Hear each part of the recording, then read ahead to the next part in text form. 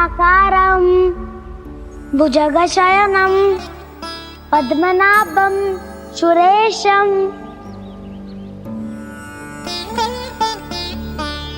विश्वाधारं गगनसदृशं मेघवर्णं शुभांगं लक्ष्मीकान्तं कमलनयनं योगी वीरध्यानगम्यम् वन्दे विष्णुं भवभयहरं सर्वलोकैकनाथम्।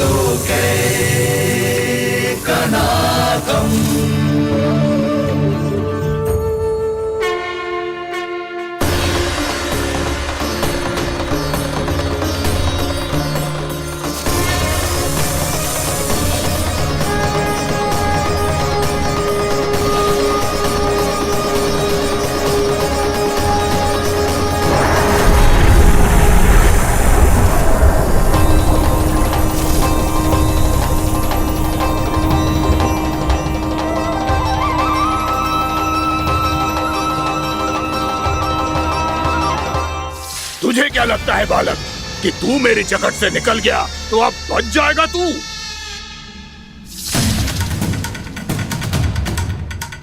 मेरे विष से अपनी प्राण रक्षा करने में सफल रहा, मेरी जकड़ से भी छूट गया, पर मेरे दंश से नहीं बच पाएगा।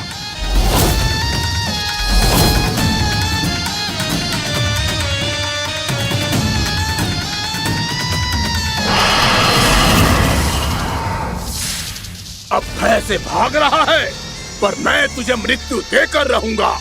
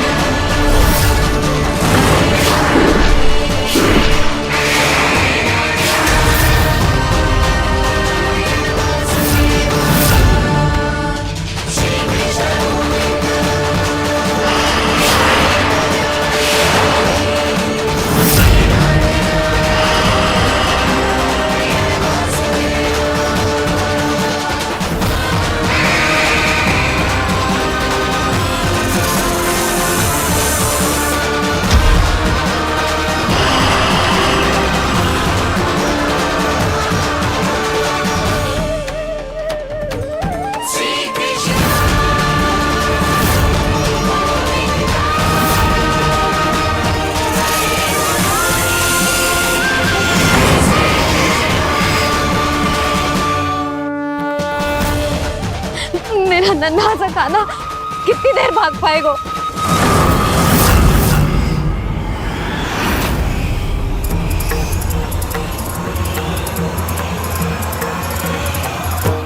और कितनी प्रतीक्षा करोगे मेरी भक्त कालिया? भक्त नहीं, काल हूं मैं तेरा। जब अहंकार का मुकुट बुद्धि को ढक लेता है तो भक्त अपने भगवान को भी नहीं पहचान पाता।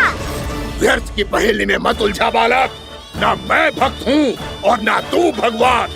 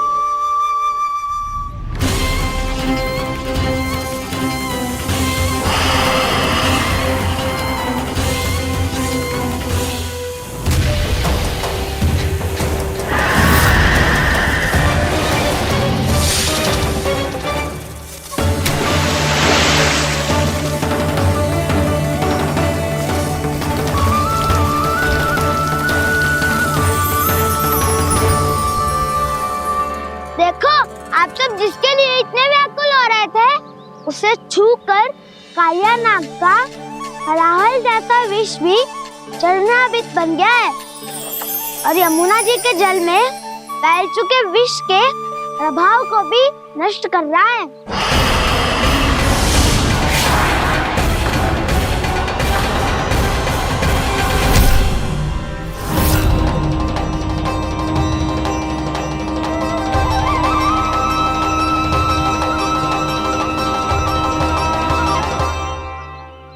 धर्म रक्षक अधर्म विनाशक प्रभु श्री कृष्ण का कौशल सचमुच अद्वितीय है।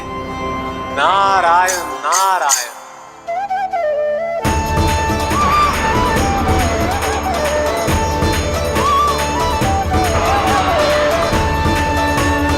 मेरा भाग तुम्हारे भीतर के अहंकार का प्रतीक है कालिया। अब तुम्हारा अहंकार, तुम्हारा अर्पण मेरे पाँव के नीचे है और तुम्हारी पूंछ अर्थात तुम्हारे प्राण मेरे हाथ में। अब तुम क्या करोगे भक्त?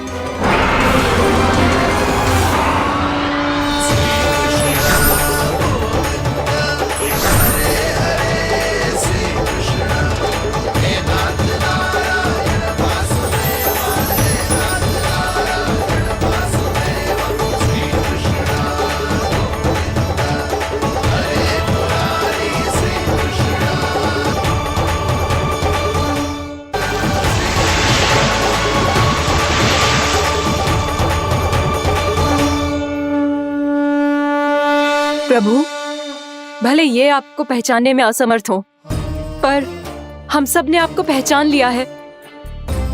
हाँ प्रभु, एक भक्त होने के नाते और एक अर्धांगिनी और माँ होने के नाते मैं आपसे इनके प्राणों की भिक्षा मांगती हूँ। अपनी कृपा दिखाइए और इन्हें क्षमा कर दीजिए। आपके लिए मित्र और शत्रु में कोई अंतर नहीं प्रभु। उसी तरह आपकी कृपा और दंड में भी कोई अंतर नहीं। दोनों दया ही तो हैं, अकारण ही किसी को प्राप्त नहीं होती। हमें विश्वास है कि हमारे पति को मिला ये दंड कोई अभिशाप नहीं है, आपका वरदान है। ये सत्य है प्रभु कि इनसे बहुत से पाप हुए हैं। इनके विष से बहुत सारे जीव जंतु को हानि पहुंची है, पर अब आपके चरण इनके शीश पर पड़ गए हैं। ऐसी कृपा तो बड़े बड़े महान महात्माओं को भी दुर्लभ है और इन्हें प्राप्त हुआ तो अवश्य ही ये किसी महान पुण्य का ही फल है। हे प्रभु, उन्हीं पुण्य कर्मों की शक्ति का आह्वान कर मैं आपसे विनती करती हूँ, इन्हें प्राण दान दीजिए। मैं अपने इस भक्त को क्षमा अवश्य करूंगी देवियों, यदि ये अपने अहंकार को त्याग कर मुझे पहचान ले तो।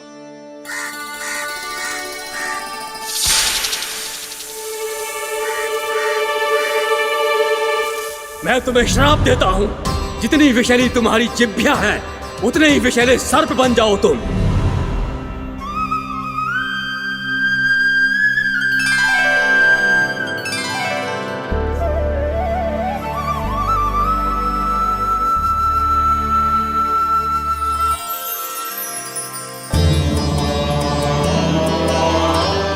नारायण, मुझे क्षमा कीजिए नारायण। मैं तो आपका परम भक्त था, किंतु मैं आपको पहचान नहीं सका। इसका दंड तो मुझे मिलना ही था, किंतु मैं अब प्रायश्चित करना चाहता हूं।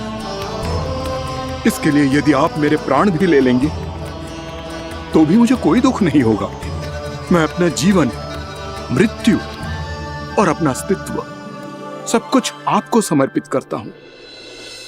मैं तुम्हारी क्रोध के कारण श्राप मिला, जिसे विशाल सर्प के रूप में तुम्हारा जन्म हुआ और सर्प का तो स्वभाव है विष फैलाना, इसीलिए तुम्हें दंड नहीं दूंगा। मैं सिर्फ सभी अपराधों का पश्चाताप कर लिया, इसीलिए मैं तुम्हें क्षमा करता हूँ कालिया।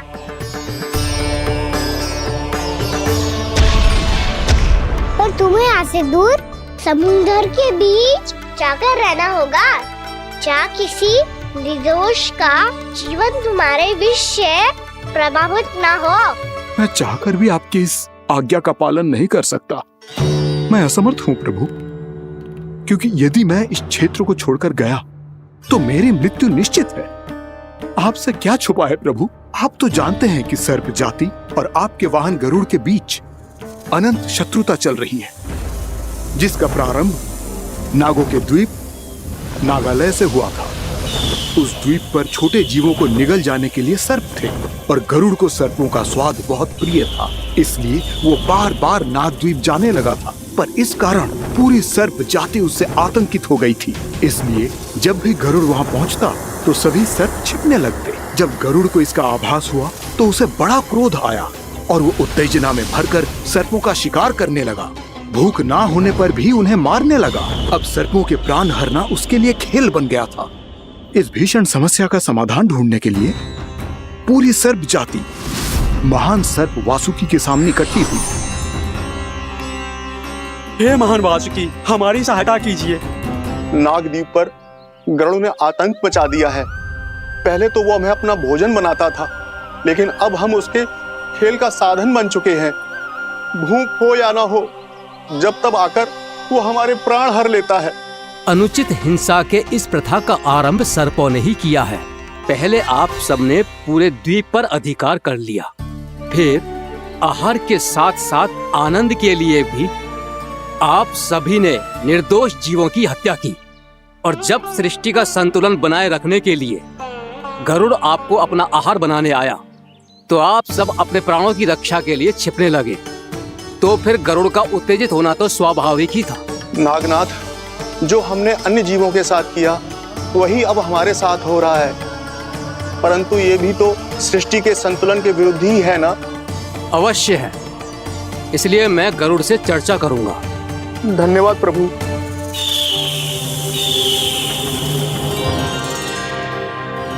यशोमती मैया के नंद लाला।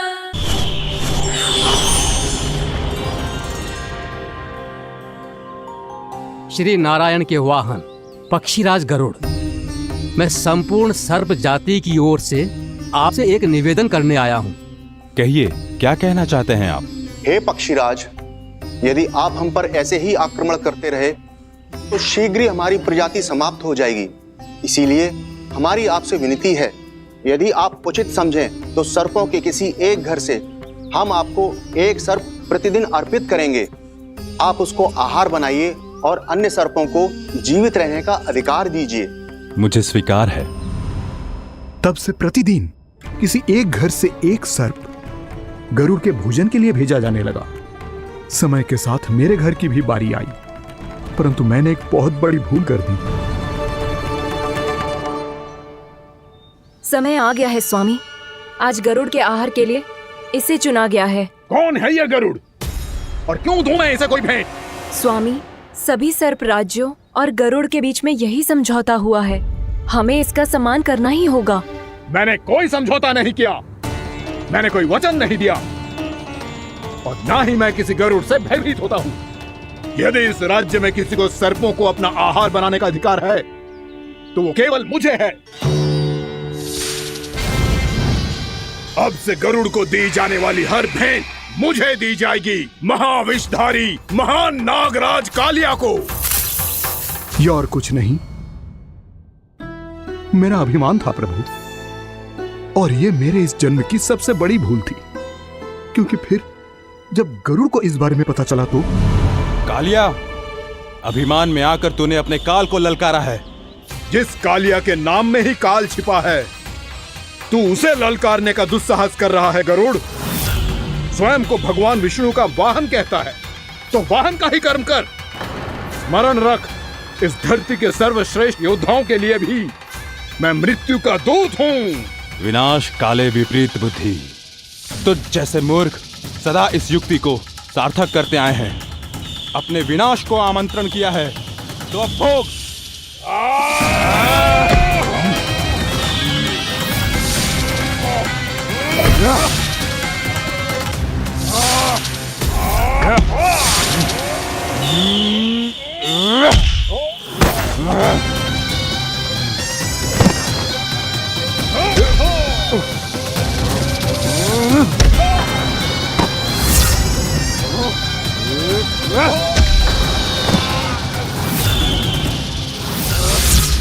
जिसने मेरा भोजन चुराने की धृष्टता की है वो इसी योग्य है। तू मुझे जानता नहीं है गरुड़, मैं महाविषधारी नाग कालिया हूँ। तेरा इतना दुस्साहस कि तूने मुझ पर चरण से प्रहार किया। वाह!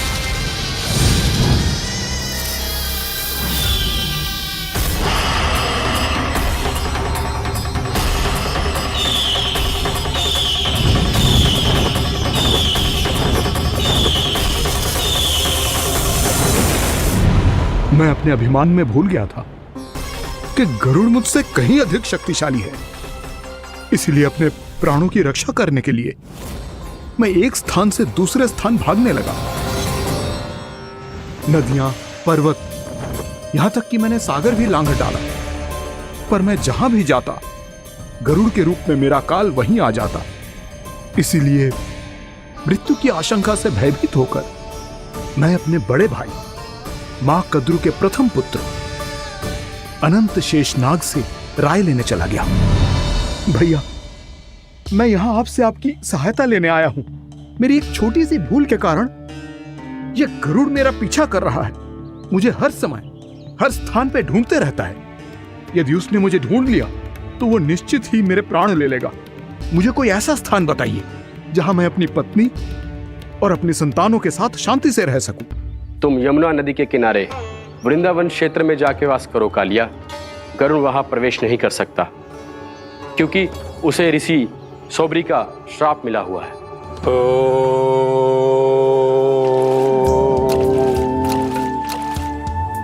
ध्यान और तपस्या का नित्य कर्म करते हुए ऋषि के मन में मछलियों के प्रति प्रेम भाव इतना बढ़ गया कि वो भूल गए सभी जीव खाद्य श्रृंखला का भाग होते हैं और मछलियां भी इस नियम की अपवाद नहीं है।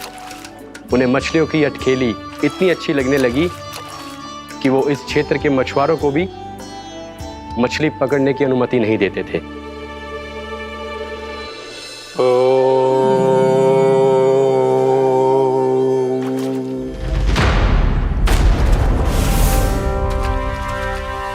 उस दिन वो उस पक्षी को नहीं रोक पाए, पर तब से सावधान रहने लगे।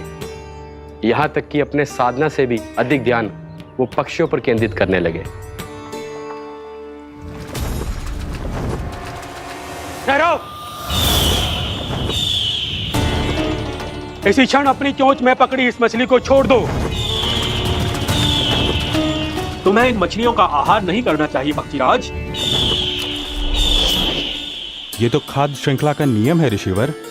यदि मैं इनका आहार नहीं करूंगा तो कोई और पक्षी कर लेगा। मैं अपने आनंद या प्रतिशोध के लिए इनके प्राण नहीं ले रहा। ये तो बस मेरा भोजन है। पर यह मेरा तपस्या स्थल है। तुम यहाँ शिकार करके मेरी साधना में विघ्न नहीं डाल सकते पक्षीराज। यदि आपकी यही इच्छा है तो मैं आज के बाद यहाँ नहीं आऊंगा।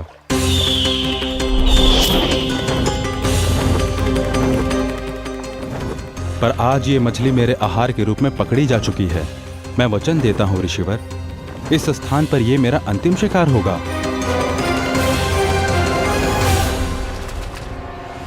आज के बाद यदि तुमने वृंदावन की निकट उड़ान भी भरी तो तुम सैकड़ों टुकड़ों में फटकर मारे जाओगे पक्षीराज। ये मेरा श्राप है।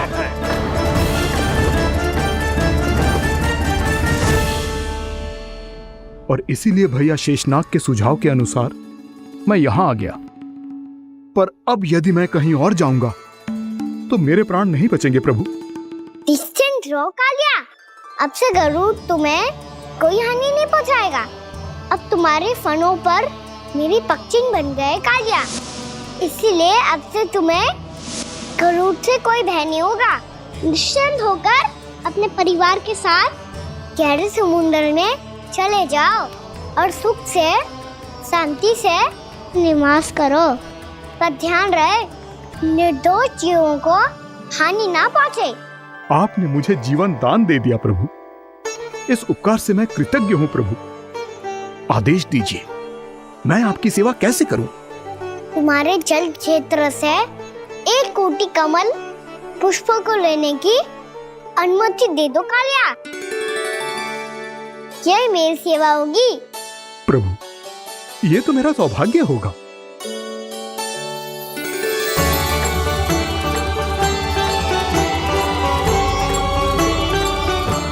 1 कोटि के स्थान पर हम 3 कोटि कमल पुष्प ले आए प्रभु। मैं तुम्हारी सेवा भाव से प्रसन्न हुआ कालिया। रमनक द्वीप पर चले जाओ ताकि तुम्हारे कारण फिर कभी किसी निर्दोष जीव को हानि ना पहुंचे और न ही तुम्हारा विष मेरे प्रिय यमुना नदी के जल को दूषित कर पाए। मैं तुम्हें आशीर्वाद देता हूँ। आज यहाँ मेरे द्वारा तुम्हें दिए गए इस आदेश का स्मरण जो भी भक्त करेगा और प्रातः काल और संध्या काल में इसका उच्चारण करेगा उसे फिर कभी किसी संकट से कोई भय नहीं होगा। ये स्थान अब से काला कुंड के नाम से जाना जाएगा।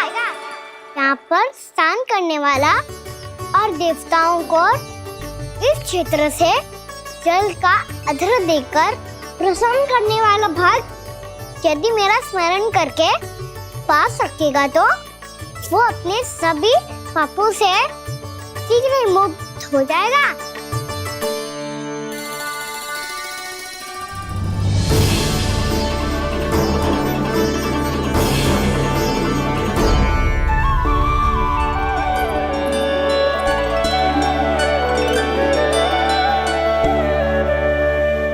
कौन है जे भगवान जिसने अभी अभी कालिया जैसे विशाल विस्तर का सामना किया?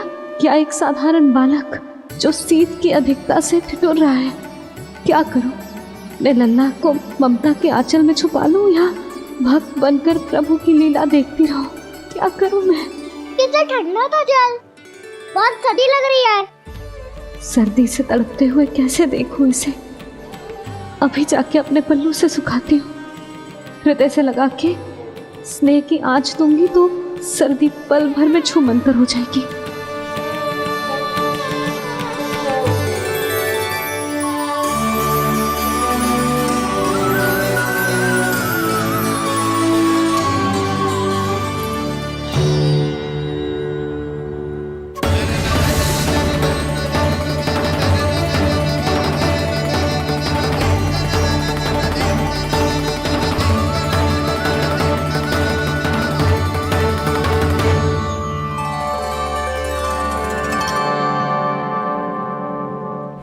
मेरी आवश्यकता ना है इसे।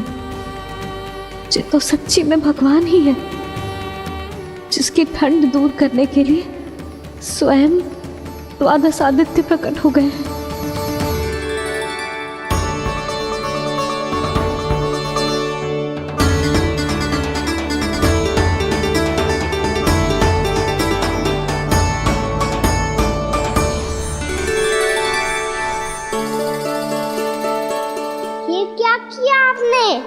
मैया मुझे अपने हृदय से लगाने वाली थी कि आप सब प्रकट हो गए। क्षमा कीजिए प्रभु, पर आपको भीगा हुआ देखकर, ठंड से ठिठुरता हुआ देखकर हमसे रहा नहीं गया। हम अपने वश में नहीं थे प्रभु। भक्ति से भावुक होकर हम प्रकट होने पर विवश हो गए थे। हमारी किरणें जैसे स्वयं ही फूट पड़ी और दौड़ पड़ी आपको सुखाने के लिए। मैं आपका प्रेम, आपकी भक्ति समझता हूं आदित्यगण, और इसीलिए इस समय मैं जहां खड़ा हूं, इस स्थान को द्वादश आदित्य टीला के नाम से जाना जाएगा। द्वादश आदित्य टीला के नाम से जाना जाएगा। हम धन्य हो गए प्रभु। और कहाँ जा रहा है? जो गड़बड़ किया है उसे सुधारिए तो सही। प्रभु आज्ञा दीजिए। अपना दाम इतना अधिक बढ़ा दीजिए कि मुझे स्वेद आने लगे, ताकि मैया मुझे स्वेद में लीला देख के और भूल जाए कि मैं ही भगवान हूँ, और मैया मुझे अपनी गोद में उठा के ले जाए।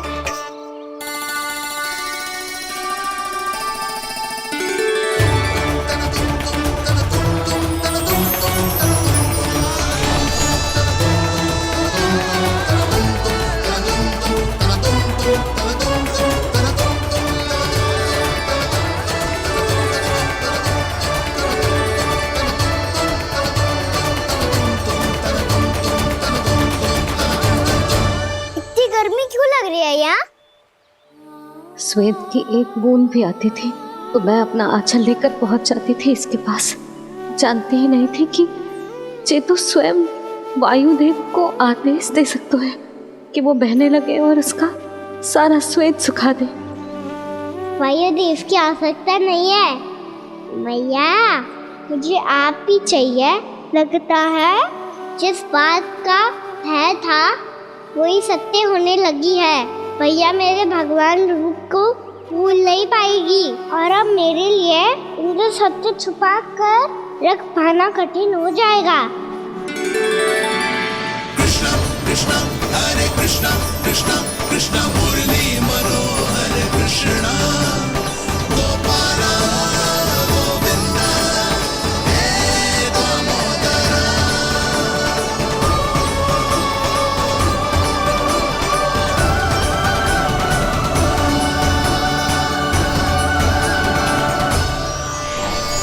प्रभु, आपके श्वेत से बने इस प्रसंगदान सरोवर का प्रणाम स्वीकार कीजिए।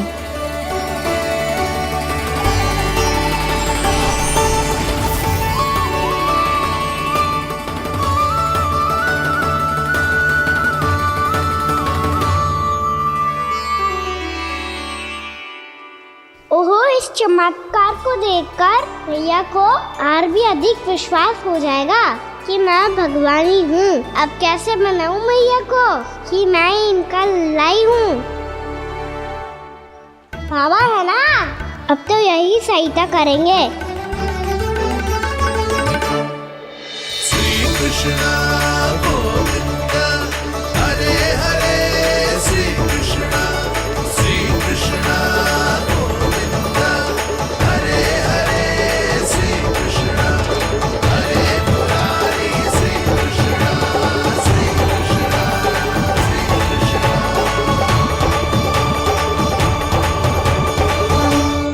ओए कोटी ना, मैंने तो 3 कोटी कमल पुष्पों का प्रबंध कर दिया है और चिंता करने की आवश्यकता ना है। 1 कोटी कमल के स्थान पर 3 कोटी कमल पुष्प मिल गए हैं। हाँ कान्हा, मैं उचित संदेश के साथ ये सारे पुष्प उस कंस के पास भिजवाता हूँ। महाप्रक्रमी कान्हा की जय। वृंदावन रक्षक कान्हा की जय। महाप्रक्रमी कान्हा की जय। भानु जी नंदराज। बाकी गांव वालों को लेकर ये सारे पुष्प इकट्ठा करो और कंस के दरबार में पहुंचाओ। जी।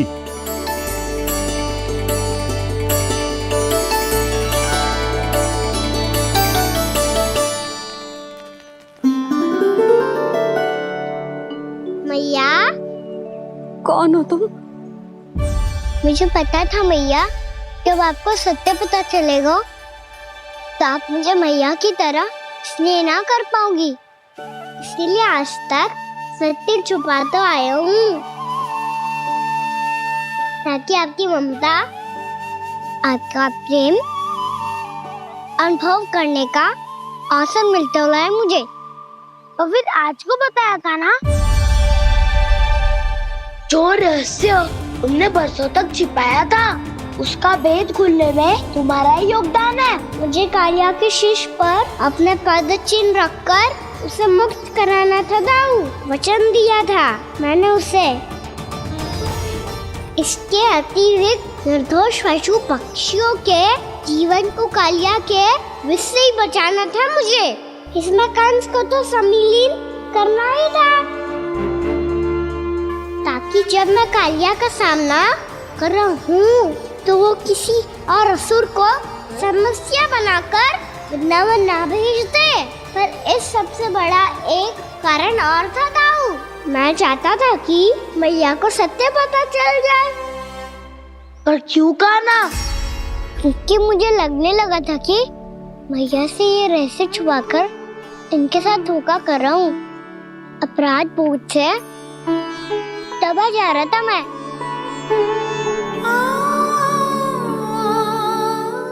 जो सत्य आपको, बाबा को, सभी को पता है, यहाँ तक कि मेरे सखा भी जानते हैं, वो सत्य मैंने मैया से छिपाया। केवल इसी लोक में कि मुझे इनकी ममता प्राप्त होती रहे, पर ऐसा करके मैं अपने से निस्वार्थ प्रेम करने वाली मैया को धोखा दे रहा था। आप ही बताओ दाऊ, जो इस संसार में मुझसे सबसे अधिक भरोसा करता है, उसी के साथ छल कैसे कर सकता हूँ मैं? हाँ, मैं नारायण का अवतार हूँ, पर अपनी मैया का छोटा सा लल्ला भी तो हूँ।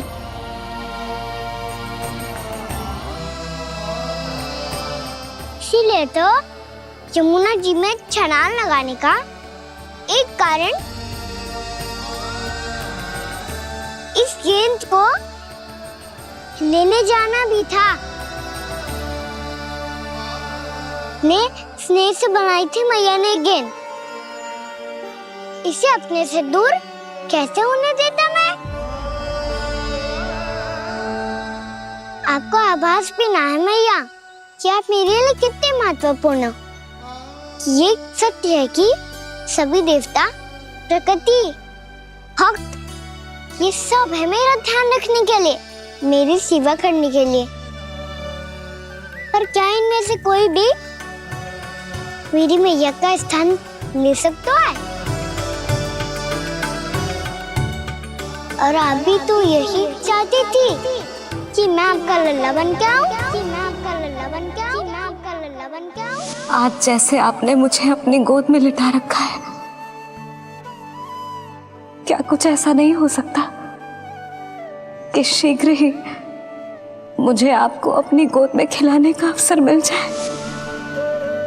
मैया, नारायण का अवतार होना क्या इतनी बड़ी समस्या है कि आप हृदय से भी राह लगा सकते? मैया,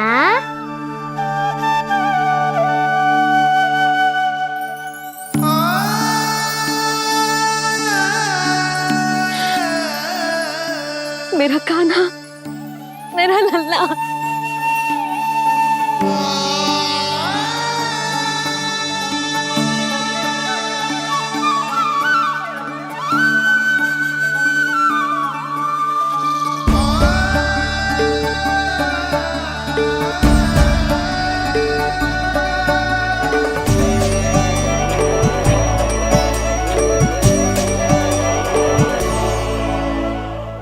यशोमती मैया के नंद लाला।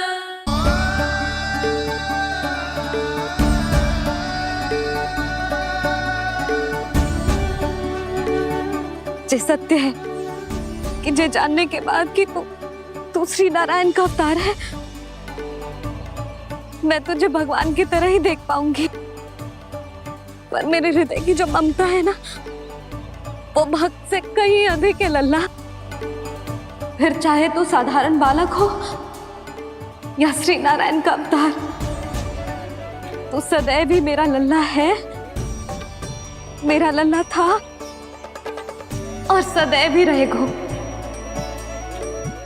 यशोमती मैया का नंद लाला, यशोमती मैया का नंद लाला। यशोमती मैया के नंद लाला। यशोमती मैया के नंद लाला। यशोमती मैया के नंद लाला।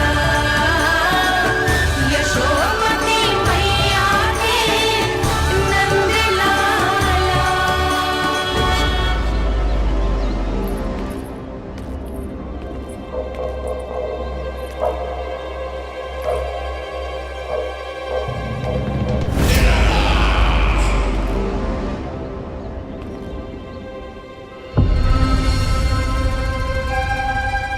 क्या है ये साला? वृंदावन से पत्र आया है महाराज। विनती की गई है कि इसे आपके सामने पढ़ा जाए।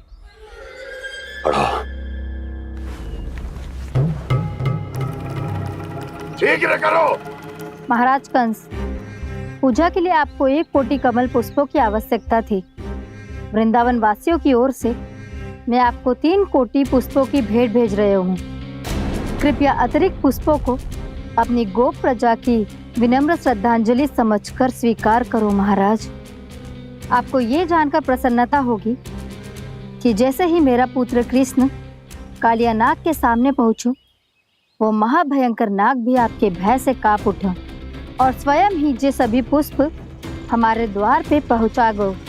यदि आपको अब भी आवश्यकता हो तो और भी पुष्पों का प्रबंध किया जा सकता है।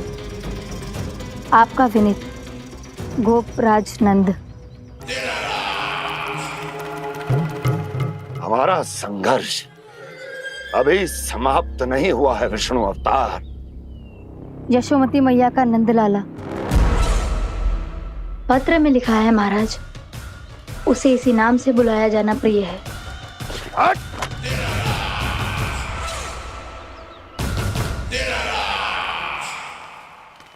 जैसे आपने कही वैसे ही करो। हमने कंस के राजभवन को पुष्प से भर दियो है। मुझे तो ऐसे लग रही है इतने पुष्प देख के कंस को चक्कर आ जाएंगे। आपका पत्र पढ़ के उसे ये समझ में आगा होगा कि वृंदावन वासियों से उलझना ठीक ना है उसके लिए।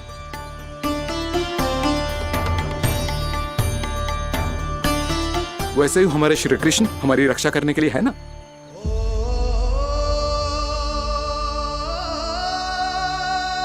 सूर्यास्त होने वाला है, हमें अब घर चलना चाहिए। मुझे बहुत थकान लग रही है नंदराज। हाँ, मैं भी बहुत थक गई हूँ। नंदराज, कमल पुष्पों को गाड़ी में लादकर मथुरा पहुंचाने में अब हम भी बहुत थक गए। तो आप सब लोग रात्रि को यहाँ रुकना चाहते हैं? वैसे सुझाव तो अच्छा है नंदराज। अब कालिया नाग के इस स्थान से जाने के बाद प्रकृति कितनी खिल उठी है, क्यों जसोदा जी?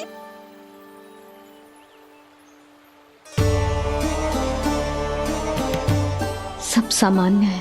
ये जान के भी कि कान्हा भगवान नारायण का अवतार है, किसी को कोई अंतर ही ना पड़ रहा है, तो फिर मेरा मन क्यों अटको है अभी तक?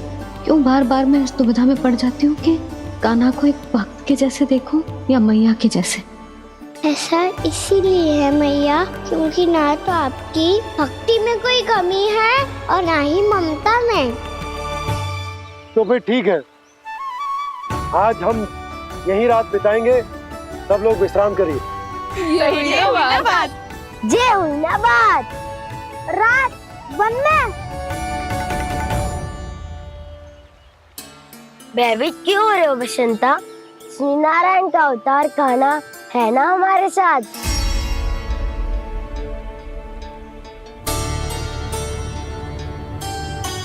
लगता है कोई मैया को भूलने ही नहीं देगा कि मैं नारायण का अवतार हूँ।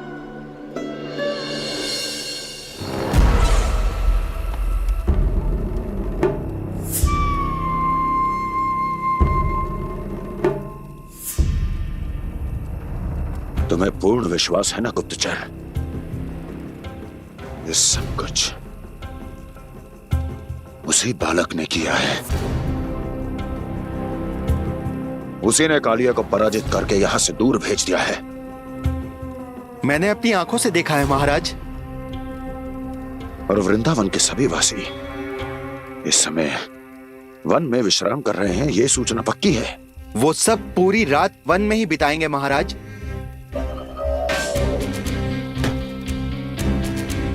मेरी रातों की नींद छीनकर वो वन में आनंद कर रहे हैं।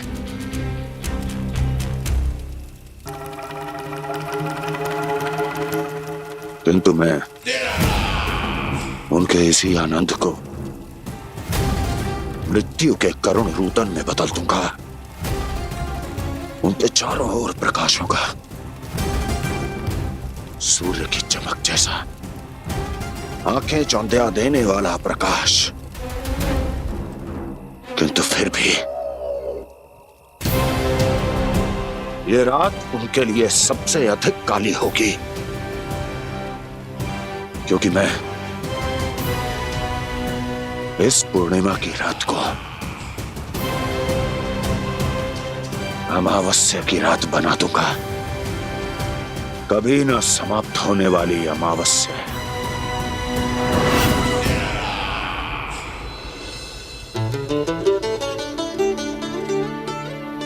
भाभी देखो, वन देवी प्रसाद के लिए जे केले लाई हूँ मैं।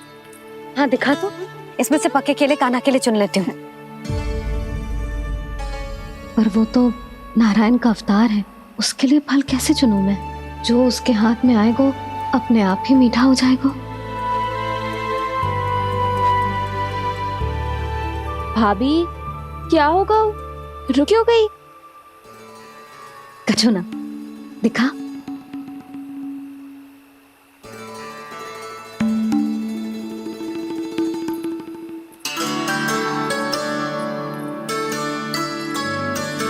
कान्हा, तुझे भूख लगी आई होगी ना? भैया आप खिलाओ ना। अच्छा।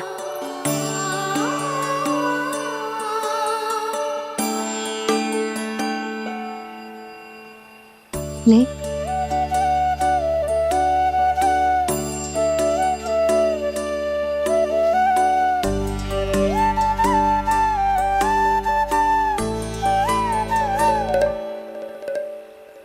भैया के व्यवहार में बदलाव आ रहा है।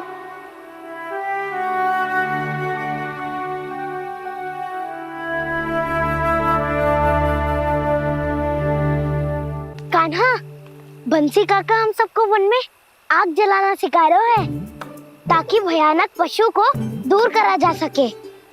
भैया मैं जाऊं? भैया अग्नि जलाने जाऊं? हाँ जा। भैया तो चुपचाप जाने दे रही है, पहले जैसे चिंता भी नहीं कर रही है अब। लल्ला सुन, अग्नि के साथ खेलियो मती और सुरक्षित दूरी बना के रखियो, समझ आई?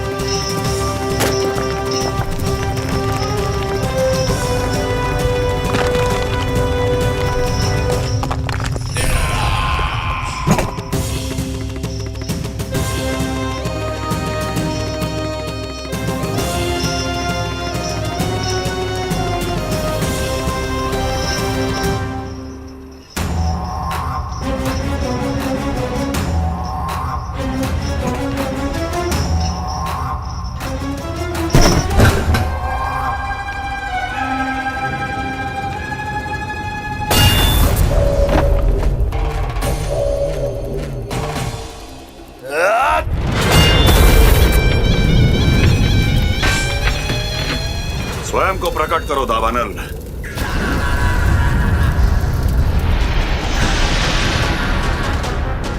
प्रणाम महाराज। महाराज कंस, इस कारागार से मुक्त करवाने के लिए आपका बहुत बहुत धन्यवाद। बताइए, इस उपकार का ऋण कैसे चुकाऊं? बस वही करो दावानल जो तुम्हें सबसे अधिक प्रिय है। अपने नाम को स्वयं सार्थक करो। जला दो, पूरे वृंदावन को जला दो। कीट, पशु, पक्षी, वनस्पतियां, वृक्ष, यहां तक के मानव भी, कोई भी जीवित प्राणी जीवित नहीं बचना चाहिए। जला दो सबको, सबको। आपकी आज्ञा ही मेरी इच्छा है और आपकी इच्छा ही मेरी आज्ञा। तुम सबने देखो अजय, अधिक कठिन ना है ये। 2 पत्थर हाथ में पकड़ ले, ऐसे रगड़ लो है, चिंगारी निकलेगी, घास फूस अग्नि पकड़ेगी और भक्क से जल जाएगा। लो करो, लो सुबल।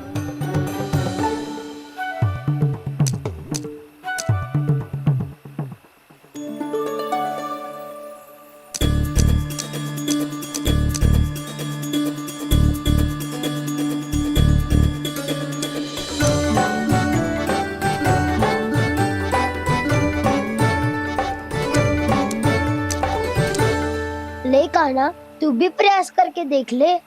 पर जितना सरल जे कह रहे थे उतना सरल ना है अग्नि जलाना।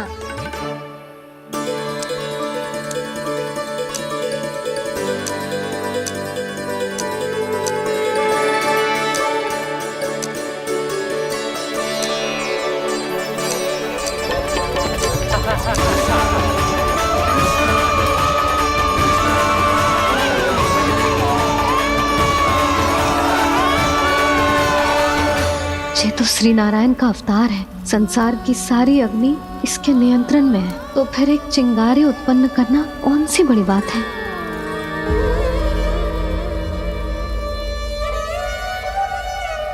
ऐसे तो मैया मुझे धीरे धीरे अपना लल्ला मारना ही भूल जाएगी।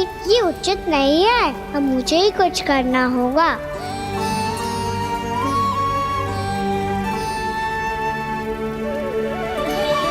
कान्हा, ऐसे मत करो, लग जाएगी।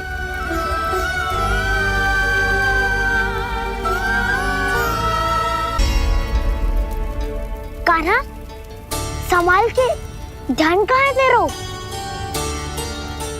कालिया नाग का हलाहल जैसा विष जिसका कछु न बिगाड़ पाई, जिस साधारण सी अग्नि उसे हानि कैसे पहुंचा पाएगी। मेरी ममता बार बार चिंता करने पे विवश कर देती है मुझे। भूल जाती हूँ मैं कि ये तो श्री नारायण का अवतार है। यही तो मैं चाहता हूँ मैया।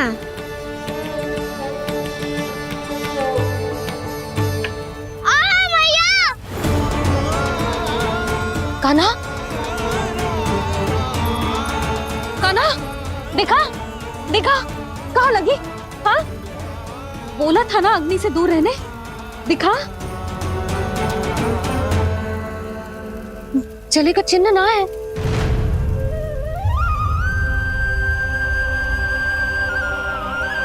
मेरे साथ खेल खेल रहा है जे। इससे पता है कि इसकी पुकार सुनते ही मैया ऐसे ही दौड़ी चली आएगी। मुझे नटखटपना बंद कर कान्हा।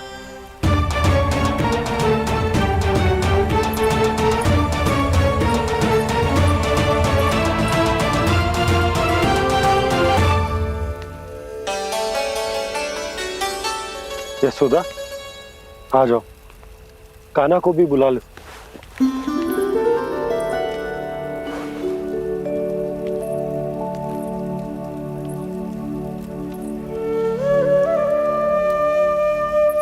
आपको तो पहले से पता था ना कान्हा के बारे में?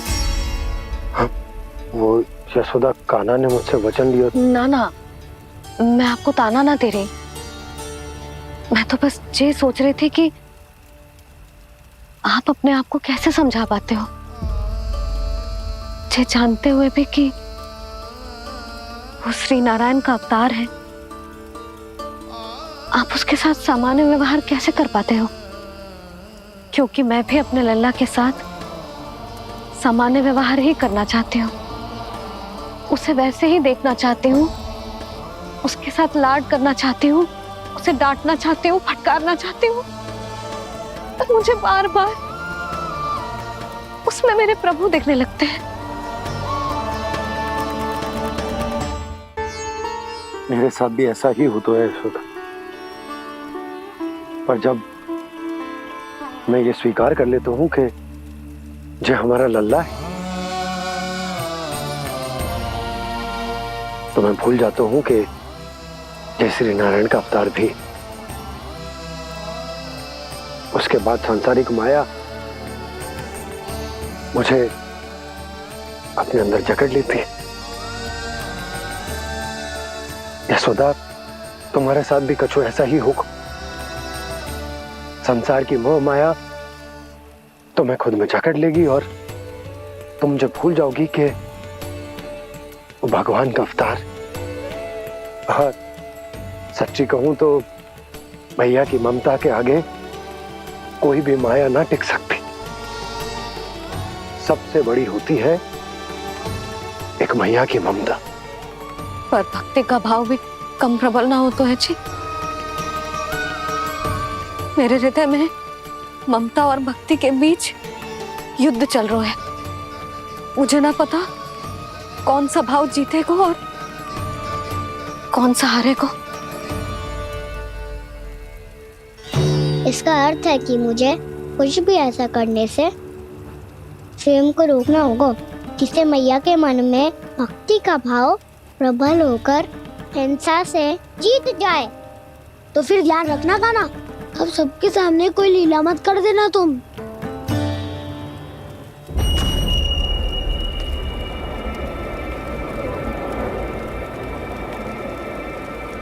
वो देखो, वो वहां बैठे हैं सब कोने में। किसी भी कोने में क्यों ना छिपा हो, आज तो जलेगा पूरा वृंदावन ही। मुझे फैला दो यहाँ और फिर जाओ महाराज कंस को सूचना दो कि उनका कार्य हो गया है। महाराज का आदेश स्मरण है ना, वृंदावन का कोई भी आदमी आज जीवित नहीं रहना चाहिए। अग्नि को जलाना मत सिखाओ, जाओ मुझे अपना कार्य करने दो।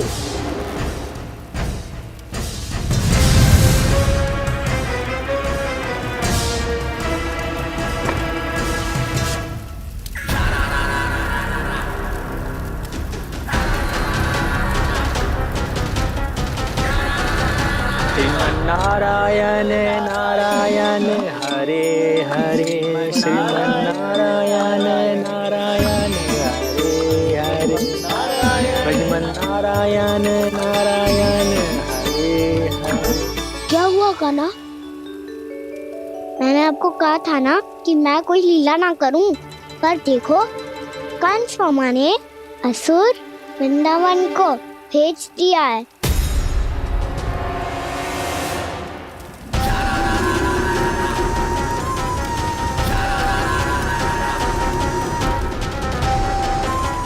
दावानल अर्थात बन की अग्नि।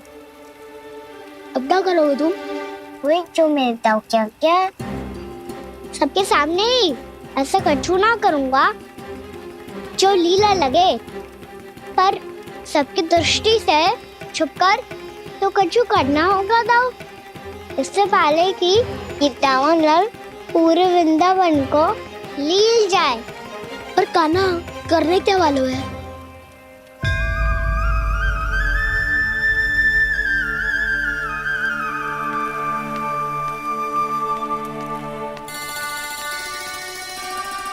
मैया बहुत थको, सुला दो ना। आजा।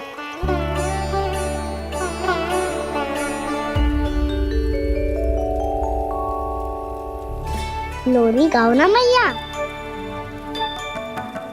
सब जन आंखें बंद कर लो, मैया लोरी सुना रही है।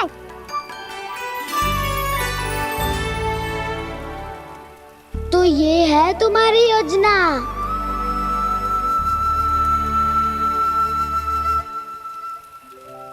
यशोमती मैया के नंद लाला,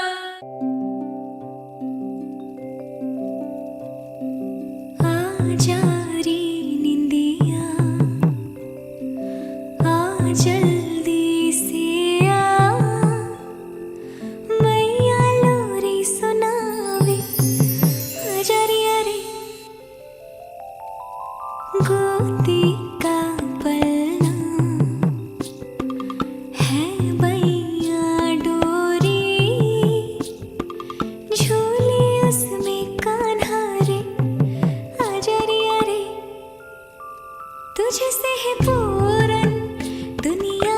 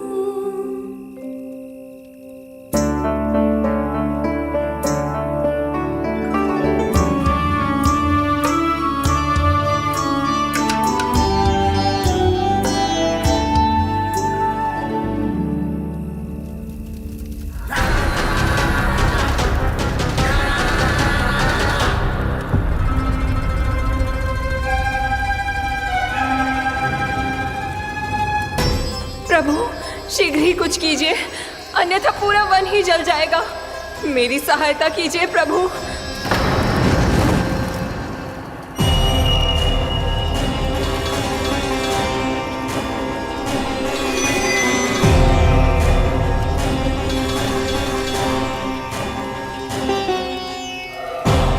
आज कोई नहीं रोक सकता मुझे। आज इस वन का एक एक दिन का जला डालूंगा।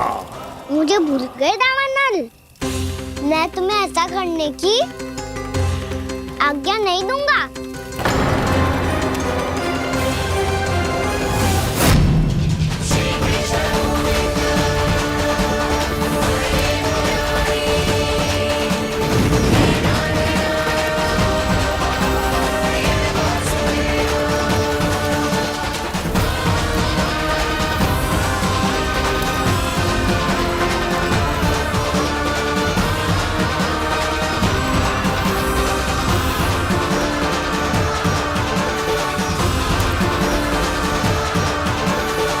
मैया की नींद में व्यवधान पहुंच रहा है, मुझे शीघ्रता करनी होगी।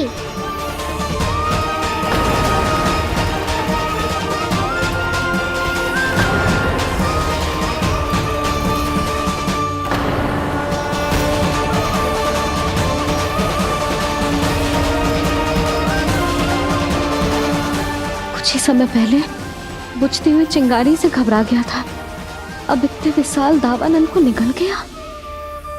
फिर से गड़बड़ कर दी कान्हा ने। समझाया था कोई लीला मत करना, तुम्हारी समस्या और बढ़ जाएगी।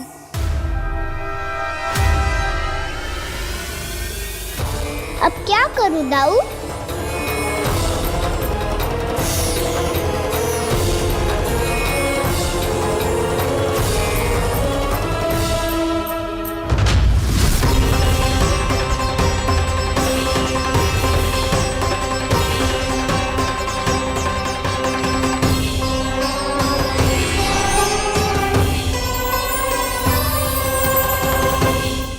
जब जब मैं इसे अपने लल्ला के रूप में देखने का प्रयास करती हूँ, मुझे प्रभु दिखते हैं।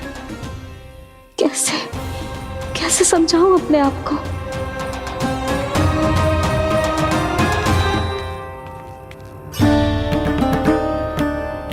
मैया मुझे पता है आपने कहा था अग्नि के साथ मत ही खेलना, पर अग्नि फैल रही थी। मुझे कछु ना कछु तो करना ही था मैया। क्यों प्रभु, क्यों छीन रहे हो एक मैया से उसकी ममता? मैं आपकी भक्त अवश्य हूँ, पर उसके साथ साथ आपकी मैया भी बने रहना चाहती हूँ। आपको एक मैया बनकर दुलारना चाहती हूँ, फटकारना चाहती हूँ, डांटना चाहती हूँ। तो फिर डांटो ना मैया।